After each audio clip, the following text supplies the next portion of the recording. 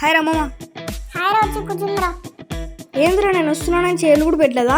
ఏం చేయమంటావురా, ఆ ఓనర్ గాడు వీక్లీ వన్స్ వచ్చి నా వస్తువులను తీసుకొని పోతున్నాడు. సరే ఎక్కడన్నా కూర్చుందాం రా. సరే పోదాంపా. చొప్పర ఏదో ఇంపార్టెంట్ విషయం చెప్తాను. చెప్తాను కానీ ఏం క్రిష్ కార్డ్ రాలేదా? క్రిష్ ఏమో తెలియదు, నువ్వు కాల్ చేసినావా? నేను క్రిష్ గానికి కాల్ చేసిన, అయినా వాడు రాలే.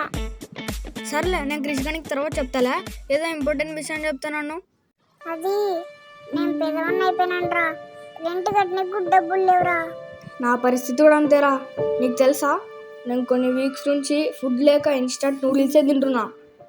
రే మనమే ఇట్లుంటే రిషిగాడు చాలా దారుణం రా. వాడు కుంభలు కుంభలు తినే పందిరా. సరేలే కానీ ఏ మ్యాటర్లో కొందాం చెప్పు. మనకి ఇప్పుడు కావాల్సింది అంటే నాకేం అర్థం కలే.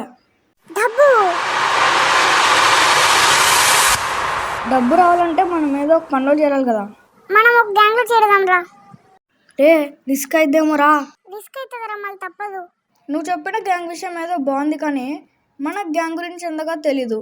మళ్ళీ గ్యాంగ్లో చేర్పించేది, అక్కడికి తీసుకెళ్లేది ఎవరు? అప్పుడు వివేక్ వేరు, ఇప్పుడు వివేక్ వేరు, అంతా సెట్ చేసుకొచ్చా. అంటే